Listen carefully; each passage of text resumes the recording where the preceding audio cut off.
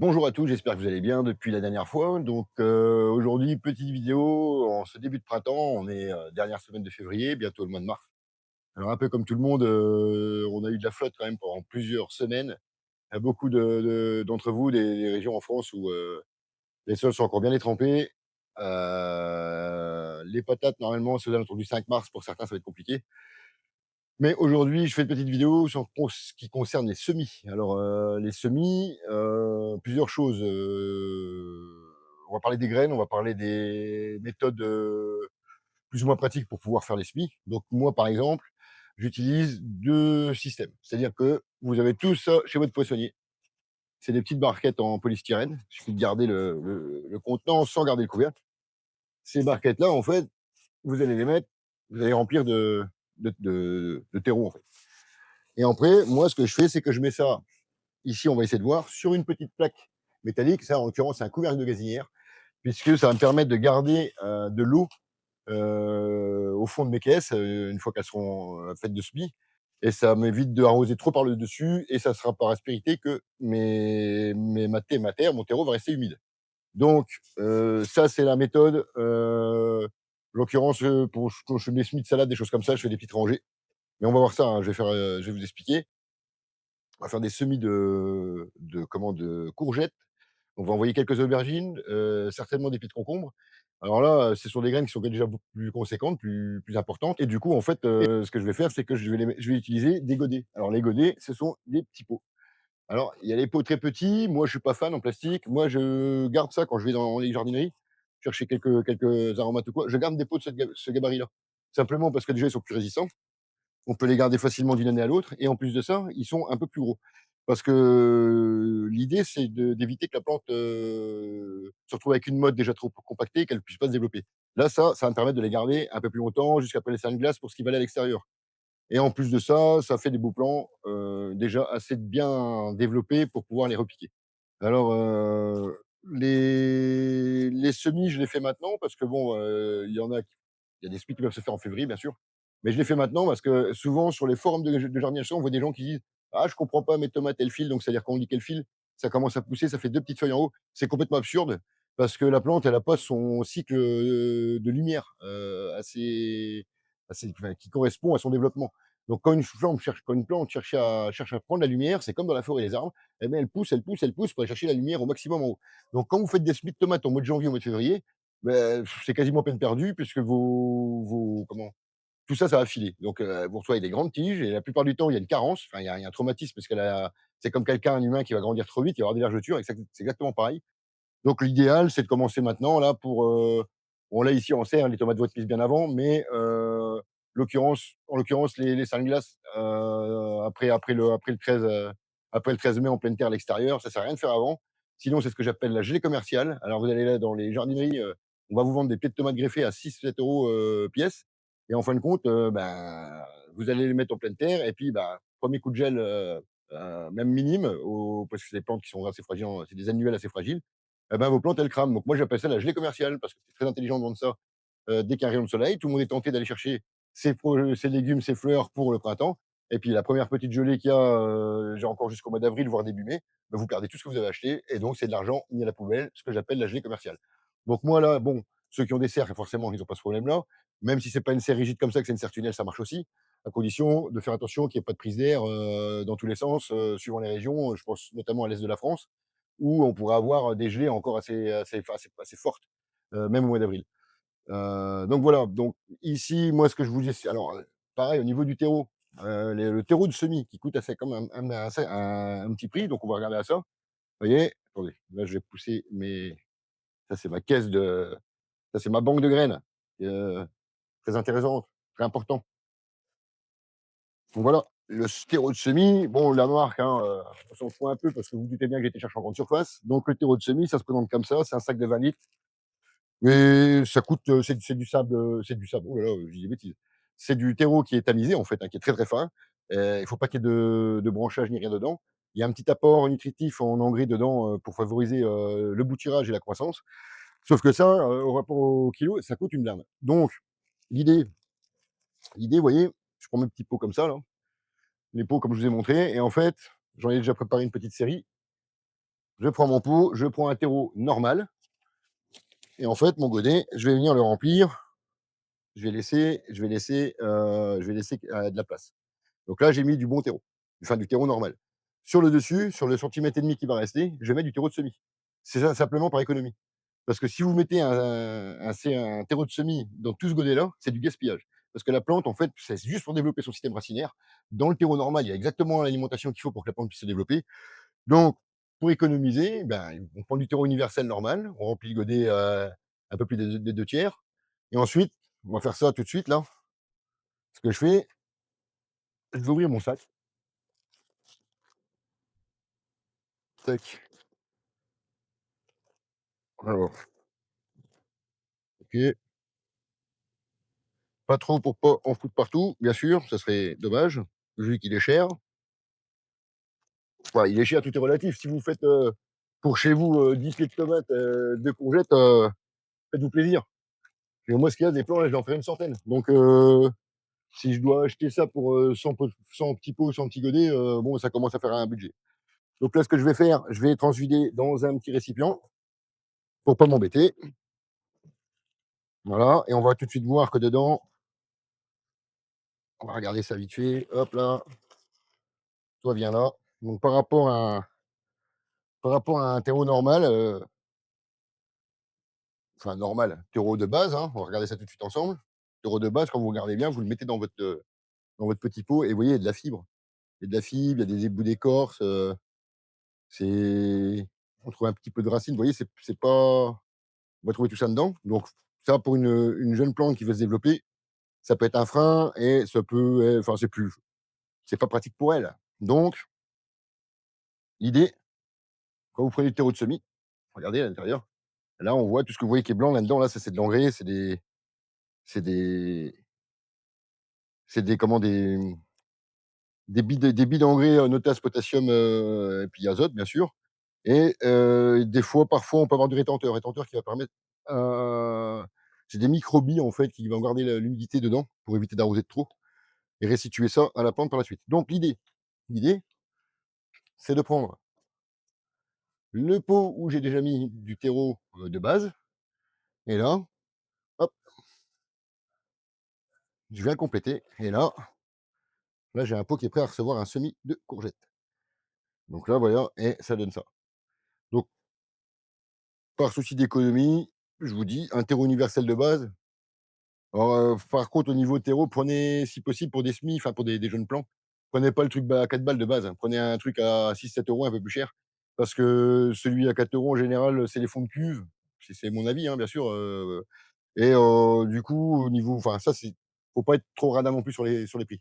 C'est ce qui permet justement d'économiser avec le terreau de semis, c'est une gymnastique, en fait, ça dépend ce que vous avez comme budget pour le jardin. Donc voilà. Alors après, on va parler des graines, bien sûr. Alors les graines, ça, c'est de l'excès par expérience. Les graines, vous avez des graines, dans toutes les grandes surfaces aujourd'hui, dans les jardineries aussi, et vous êtes, certainement rendu compte que, il y a un petit peu de tous les prix. Alors, je fais partie de ces gens qui pensent que, les graines, si on veut des graines certifiées, en fait, il faut pas hésiter à mettre un petit billet quand même. Donc quand je dis un petit billet, il faut pas non plus acheter des graines, certifiées à 15 graines dans un paquet à 30 balles, ça sert à rien du tout. Mais par exemple, je vais pas faire je peux faire de pub ou pas, enfin je ne sais pas. Quand vous allez, par exemple, je vais donner un exemple, dans les magasins de discount. Vous connaissez plus ou moins les magasins de discount, les grandes chaînes françaises, enfin, qui viennent d'Allemagne, on se comprend. Eux vendent des graines. Les graines, vous allez payer ça 99 centimes le paquet de graines. Par expérience, quand vous mettez des graines comme ça, sur un paquet d'allez, je vais dire, là, c'est au poids, ça se vend au poids. Mais on va dire que s'il y a 100 graines dans le paquet, vous en allez avoir peut-être 20, 25, voire 30 qui vont vraiment se développer. Vous allez avoir des pieds un petit peu, on va dire, dégénérés et le reste, c'est mort. Donc c'est un peu dommage. Après, si vous montez en gamme, dans des jardineries, que vous prenez des graines, qui vont commencer à devenir un petit peu plus chères, ben, effectivement, vous aurez plus de chances de reprise. C'est ce que je pense. Moi, en général, je fais de la pub pour eux, le site Bomo. Ça fait des années, que je commande chez eux et sinon après, quand je vais en grande surface dans le coin, une marque très connue, c'est Vilmorin. Vilmorin, valeur sûre, pour avoir testé dans le temps, c'est quand même, de la bonne, camelote. Donc là, cette année, j'ai pas réinvesti dans grand chose, hein, j'ai mis un petit billet de voilà, si je compte les pommes de terre et tout, ça m'a coûté à peu près, 25 € cette année pour le jardin. Donc parce que quand vous achetez des graines, ce qu'il faut regarder dans les magasins, c'est à l'arrière, vous avez une date ici en bas, en général. Vous avez une date qui se trouve ici. C'est la date de péremption des graines. Parce qu'une graine, c'est pareil, ça ne se garde pas indéfiniment. Et ces paquets-là, c'est pareil, l'hiver, il faut les garder au sec et à l'abri des variations de température et de l'humidité. Sinon, c'est foutu, quoi. Donc en général, ils vous expliquent comment on sème, enfin, les périodes de semis et de levée. Et moi, ce que je fais, c'est, si vous voulez, c'est que je fais un roulement. C'est-à-dire que cette année, là, j'ai racheté cette variété de courgettes-là parce que je vais faire une autre variété en plus par rapport à la dernière. J'ai racheté de la corde-de-bœuf parce que j'étais à sec. Mais sinon, si je vais dans ma petite boîte là, tac, tac, tac, tout ce qui est, voilà, les betteraves par exemple, là, c'est ce que j'ai en dernier, tac, tac, tac, des betteraves. Je vais remettre du melon, mais ça, je vais faire une autre variété aussi. Tac, tac, tac, bon, bah, voilà, on en avait parlé la dernière fois, les endives, tiens, les poivrons, ils sont là. Ça, j'en il m'en reste même pas mal, donc je vais pas racheter, ça sert à rien, puisque là, elles sont valables jusqu'en 2028. Alors sachant qu'ils marquent une date, mais généralement l'année d'avant, ça commence déjà, enfin, j'ai déjà été surpris, et déçu de ne pas avoir ce que je voulais, lors des semis. Donc ça, on va pas faire des semis, hein, ça se met en pleine terre, mais c'est pour vous expliquer en gros que j'ai du stock et que d'une année à l'autre, je renouvelle le stock, mais c'est jamais la même chose. Pouvoir, le gros coup, en fait, c'est quand vous vous lancez à faire le jardin, hein. Si vous avez de la place et tout, vous allez vouloir faire plein de choses. Si vous faites des semis vous-même, quand vous allez commencer à faire vos semis vous-même, les semis vous-même, pardon, forcément, vous allez avoir envie d'avoir plein de choses. Et là, vous allez commencer à aller acheter les graines et vous allez voir qu'arriver à la caisse, beh, ça pique un peu. Donc l'idée, c'est de faire un roulement. Là, par exemple, les poivrons, je sais que j'en rachèterai l'année prochaine parce que là, cette année, ils vont y passer. Donc je fais ça, en fait. Je fais un roulement entre mes achats de graines et c'est très bien comme ça. Ça permet d'avoir, toujours quelque chose à semer et en plus de ça, parfois, quand vous avez des graines qui peuvent être valables plusieurs années de suite, là, par exemple, cette année, je vais faire 3 sortes de courgettes, 2 sortes de melons. C'est simplement pour moi tester ici, voir ce qui se plaît le mieux. J'ai déjà des variétés qui me paraissent pas trop mal, mais j'aimerais bien tester aussi autre chose, que je connais pas tout non plus. Et puis à la suite de ça, on verra bien, ce qui en découlera. Donc voilà, alors pour en venir à la barquette, cette barquette-là, en fait, par exemple, moi, je vais faire des tomates pour moi dans la serre, là, que je vais faire en pot, comme vous avez vu les petits godets et par contre, je vais en faire aussi en rafale dans ces caisses-là. C'est-à-dire que je vais les semer en ligne avec des petits cure-dents, pour me repérer les variétés et ensuite, à la suite de ça, je vais les démarier et bah, les voisins qui en voudront, des choses comme ça, je vais les distribuer un petit peu autour de moi et puis, dans la famille. Mais et puis, tout ce qui est salade aussi, je fais comme ça. Et là, comme je suis un peu à la bourre à cause de la flotte dans le jardin, normalement, j'ai déjà sous une petite couche, des petits radis, tout ça. Donc cette année, je vais faire autrement. Je vais les mettre dans une caisse comme ça pour avoir des radis là dans 15 jours, 15-20 jours à la maison. Parce que ça sent bon le printemps et on a envie de remanger des choses du jardin. Donc voilà, grosso modo, pour les semis. On va voir ensemble, bon, par la suite, au niveau de la mise en place. Le coût des plateaux, si vous n'avez pas des plateaux comme ça chez vous, trouvez des caisses, des barquettes, des choses comme ça. Quand vous allez, au supermarché, vous trouvez des trucs traiteurs, des choses comme ça, gardez tout. Vous les empilez dans un coin de votre garage ou de votre abri de jardin et comme ça, arrivé à ces proxys de l'année, ben, en fait, ça vous permet de garder de la flotte dans le fond du bac et ça évite de rincer quand on parle dessus. C'est-à-dire que même si vous avez une pomme d'arrosoir ou un truc assez fin pour pouvoir arroser, alors moi, en l'occurrence, petit arrosoir là, bien sûr, petite pomme d'arrosoir, mais par contre ça douche pas mal. Donc voilà, je disais, si jamais vous utilisez un arrosoir à type, douchette et pomme d'arrosoir, je crois que je sais pas si elle est là. Je sais pas si elle est là, je l'ai mise, j'ai si c'est du petit. Alors ça, c'est pour un petit arrosoir, c'est une petite pomme, mais quand on regarde bien, ça fait quand même des trous et quand vous rincez sur un terreau de semis ou un terreau dans ce genre-là, eh bien, ça va lessiver la surface au risque de ramener toutes vos graines dans un coin et ce qui fait que vous allez avoir une petite touffe de semis qui vont pousser, vous aurez rien ailleurs. Donc ça, c'est pas terrible. Il y a une autre solution, je ne l'ai pas là, c'est le petit pulvérisateur. Ça coûte 2,50 € dans les grandes surfaces, dans les jardineries. Les petits pulvérisateurs, alors c'est un travail, c'est un peu chiant, vous faites ça au début, le temps que la germination se fasse. Une fois que vous voyez que les petites feuilles commencent à pousser, vous arrêtez ça tout de suite.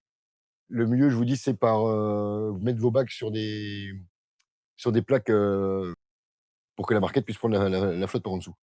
Et si éventuellement il y a une croûte qui se forme par le dessus, à ce moment-là, pas hésiter à remettre un petit coup de pulvérisateur.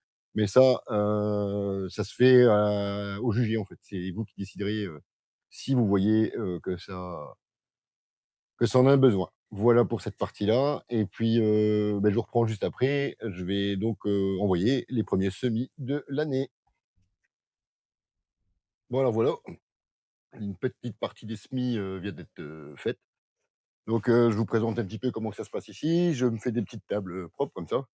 Donc là, j'ai commencé, comme je vous avais dit, de la courgette, j'ai du melon, une variété, l'autre je verrai parce que je veux pas les mettre ensemble pour pas les mettre pour pas les mélanger. Du poivron, on a de l'aubergine, quelques petites cœurs de bœuf, et puis du ricin. Le ricin qui n'a rien à voir avec une plante culinaire, c'est juste, que j'aime bien le feuillage décoratif pour l'été et donc j'ai, depuis, je fais c'est des graines, hein, vous connaissez tous, l'huile de ricin. Eh bien écoutez, c'est pareil, ça se présente comme ça, voilà, les plus grosses graines et ça, je vous montrerai pendant la saison. J'aime bien en foutre un peu partout dans mes massifs.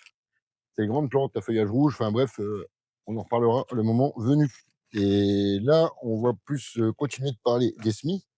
Alors bien entendu, pour vous donner un exemple, tout à l'heure, je vous ai parlé de la plaque, pour récupérer l'eau. J'en ai pas non plus, 200. Donc après, l'autre système, c'est ce type de cagette. Alors ça, ces cagettes-là, on peut en trouver en supermarché ou si vous avez des amis qui travaillent dans l'alimentaire, l'agroalimentaire, la boucherie, des choses comme ça, c'est des caisses qui se présentent comme ça et ça, c'est parfait, c'est pas troué et en fait, je m'en sers aussi pour mettre mes godets dedans. Donc voilà. Alors là, ici, c'est la première étape parce que là, je continuerai plus tard puisqu'il va falloir que je transvite, que je remette des tréteaux. Ici, il y aura au milieu, derrière moi, devant moi, il y en aura partout. Mais grosso modo, c'est pour expliquer le tuto semis. Alors moi, il y a un petit truc que je me fabrique, c'est ça. Vous voyez, c'est un bout de manche avec un petit bout de bois. Alors là, par exemple, c'est pour les radis, parce que les radis, on les tasse un petit peu. Alors c'est pas la peine de faire un damage comme pour un trottoir. Il suffit simplement de venir compacter un petit peu la terre, comme ça, pour serrer la terre et les graines, bien sûr. Voilà. Ouais, j'ai pas insisté, ça a planifié tout. Ça a tout aplani, je veux dire. Et ça sert aussi, j'en ai un gros modèle pour le jardin, parce qu'il y a certains légumes qui se sèment et qu'il faut tasser, et d'autres non. Mais ça, on aura l'occasion d'en parler. Que si vous tassez pas, ben, ça pousse dans tous les sens. Et si vous tassez quelque chose qui ne se tasse pas, ça ne poussera pas. Donc voilà. Donc après, je vous expliquais tout à l'heure mon système de récupération d'eau.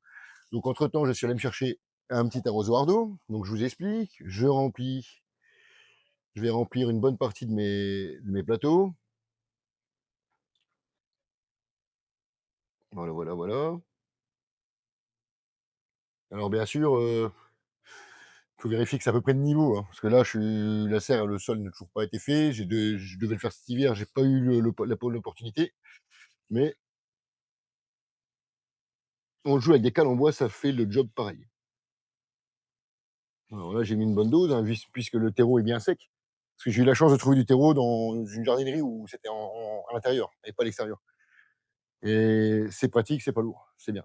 Donc là, je viens de remplir mes bacs d'eau, vous voyez? Là, j'ai de l'eau. Maintenant, ce qu'il y a, c'est que le temps que ça monte par aspérité, ça passe pas tout de suite. Alors, je vous ai expliqué tout à l'heure.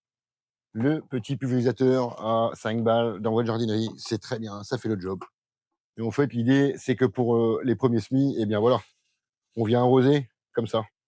Ça sert à rien d'en mettre 50 litres, hein. C'est juste pour humidifier la terre que vous venez de mettre, pour que les graines dedans, elles puissent, être au chaud et à l'humidité et pouvoir entamer leur germination. De toute façon, ça, aujourd'hui, on fait ça, il y aura de l'avancée et on verra aussi l'évolution dans les prochaines vidéos des semis. Voilà, j'arrose bien. Là, en plus, dans la serre, j'ai 24 degrés là actuellement. Donc,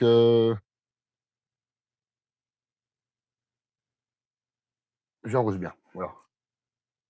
J'arrose, c'est juste pour entamer la germination de la graine. Ouais, je commence déjà à marcher sur les cales. Bref.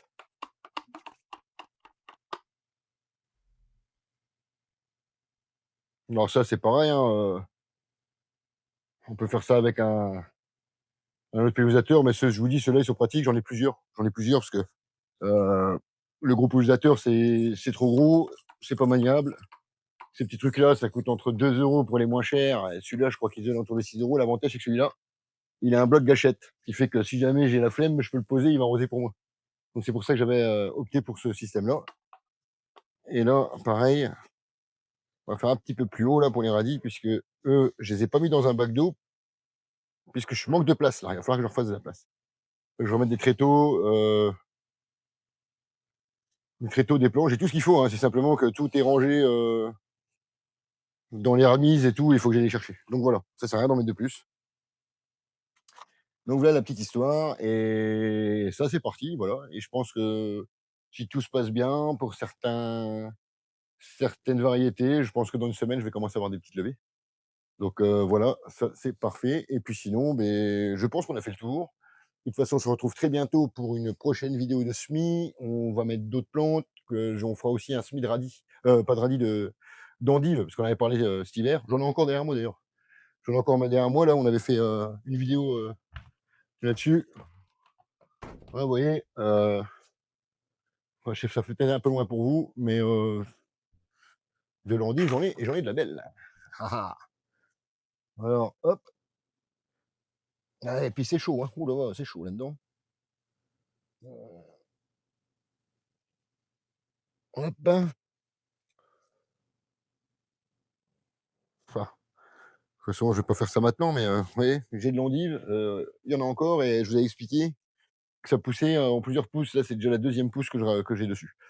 Ça, c'était la vidéo précédente sur les endives. Et puis, du coup, bah, c'est pareil, ça, il va falloir que je les ramasse parce que j'ai plus de place. Il faudrait une serre encore plus grande, mais bon, après, il faut toujours plus grand, hein. C'est pas une solution en soi. Donc voilà, donc la prochaine fois, on fera encore une vidéo sur des semis. On verra aussi pour des semis de plantes. Et je crois que j'oublie quelque chose, mais c'est pas grave. On aura l'occasion d'en reparler. Et je vous souhaite à tous une bonne fin de journée et surtout un bon jardinage.